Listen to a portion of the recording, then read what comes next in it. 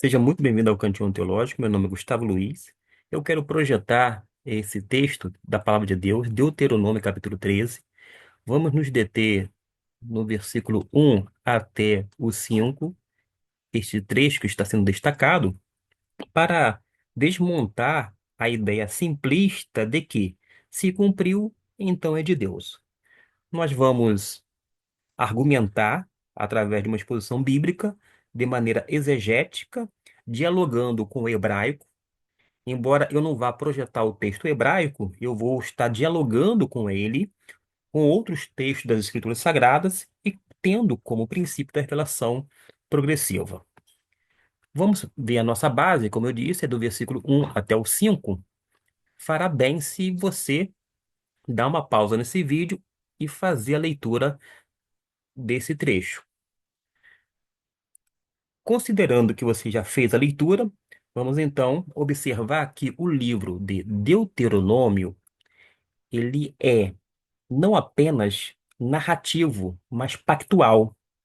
O autor está instruindo Israel sobre fidelidade à aliança. E quando a gente se detém nesse primeiro versículo, que nos diz o seguinte: se levantar no meio de vós profeta ou sonhador de sonhos, e vos anunciar um sinal ou prodígio, aqui o texto está admitindo explicitamente que, primeiro, o profeta fala. Segundo, o sonho existe, é real. Terceiro, há o sinal ou o prodígio, porque ambos acontecem. Agora, perceba que dentro do contexto, o ponto decisivo não é a veracidade do evento, mas o conteúdo teológico da mensagem. Se porventura você não leu o restante dos versículos, você ficará prejudicado na sua interpretação e no seu entendimento por sua vez. Mas o que diz no versículo 2? E sucedeu o sinal ou prodígio que houver falado e disser: Vamos após outros deuses, deuses que nunca conhecestes, e sirvamo-los. Atente que está tendo um desvio teológico, bíblico, porque dentro da aliança não era para adorar outros deuses, e sim ao único Deus verdadeiro, a um Deus vivo. Portanto, a gente observa que mesmo que acontecesse o sinal, o prodígio, ainda assim não era a garantia ou a autenticidade de que era algo da parte de Deus. Porque, como eu disse, se fere esse princípio bíblico teológico, que se não tem nada a ver com o conteúdo teológico da parte do eterno, não pode ser considerado algo divino. Vamos agora tentar para o sinal. Quando nós vamos para o hebraico, a palavra sinal indica algo que aponta para um significado, mas acontece que nem sempre é positivo. Por quê? Se você der uma pausa aqui, conferir Êxodo capítulo 7 e versículo 3, vai observar que lá vai falar sobre sinais do juízo. Já a palavra prodígio, no hebraico, mostra algo extraordinário, espantoso, mas que pode ser usado tanto para atos de Deus quanto para atos que imitam o poder divino. Desta maneira, a gente pode concluir que no hebraico, sinal e prodígio descreve o fenômeno, não a origem moral ou teológica do fenômeno. De modo que precisamos atentar para o seguinte: o critério divino não é o evento, não é o fato de acontecer, mas fidelidade à revelação.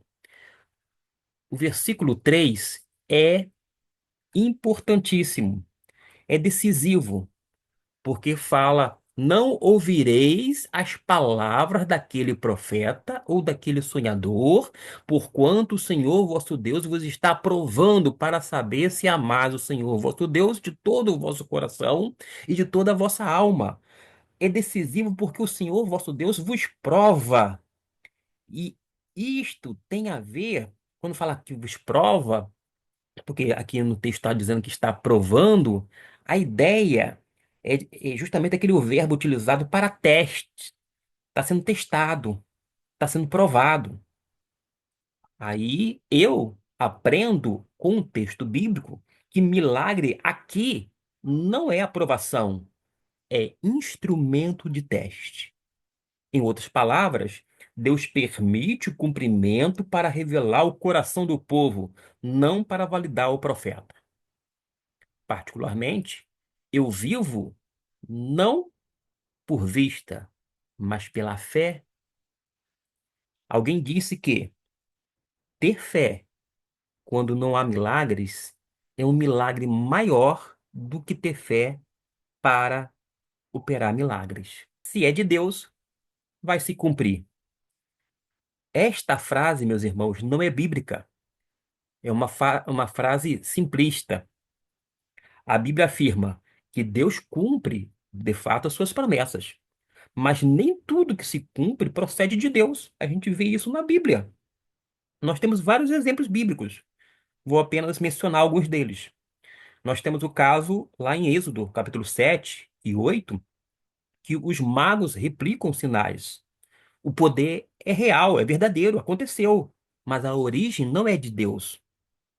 Nós temos um outro exemplo, 1 Reis, capítulo 22, entre Micaías versus os 400 profetas. 400 profecias coerentes. Um único profeta fiel.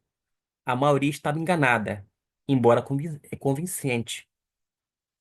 Havia um convencimento, mas eles estavam redondamente enganados. Nós temos outros exemplos. Quando nós vamos para o Novo Testamento, vai confirmar Deuteronômio capítulo 13.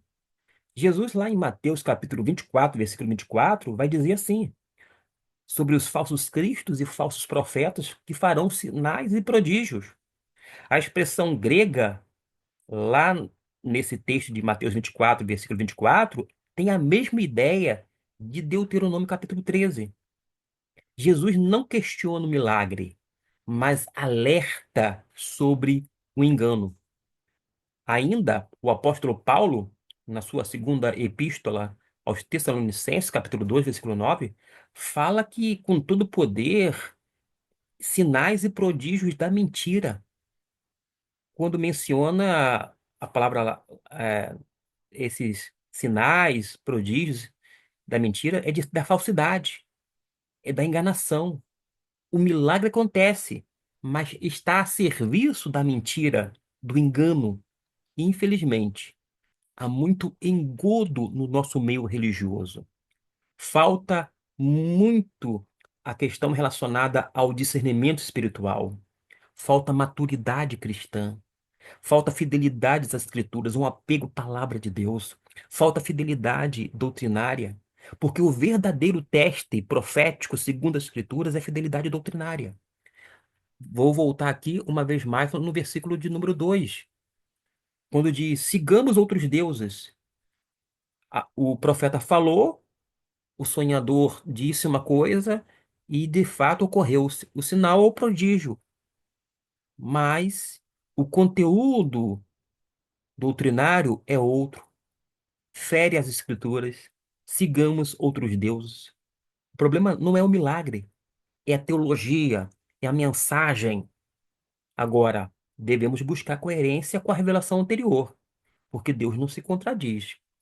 Vou deixar aqui alguns textos bíblicos para que você possa fazer essa meditação, ampliando esta temática. Números capítulo 23, versículo 19, Isaías capítulo 8, versículo 20 e Gálatas capítulo 1, versículo 8. Finalizando, Jesus não disse: pelos milagres os conhecereis, mas em Mateus capítulo 7, versículo 16, ele diz: pelos seus frutos os conhecereis. E ele ainda completa: em teu nome fizemos muitos milagres. Mas qual é a palavra de Jesus? Nunca vos conheci. Uma síntese teológica dessa exposição é de que o cumprimento de um sinal ou profecia não é um critério suficiente para afirmar que algo procede de Deus. O critério supremo, sem dúvida alguma, é a fidelidade ao Senhor, a coerência com a palavra revelada, é o alinhamento com o caráter de Deus. E Deuteronômio, capítulo 13, nos ensina: Deus pode permitir o extraordinário como provação, e o povo de Deus deve ser guiado pela revelação, não pela sensação, não pelos sinais, não pelos milagres, não pelos prodígios, não pelo emocionalismo, mas, sem dúvida alguma, pela palavra de Deus. Na Bíblia, o milagre não autentica a mensagem, é a mensagem que julga o milagre. E você pode, então, refletir mais e mais na bendita palavra de Deus, que está devidamente revelada a nós. Deus abençoe rica e abundantemente a sua vida.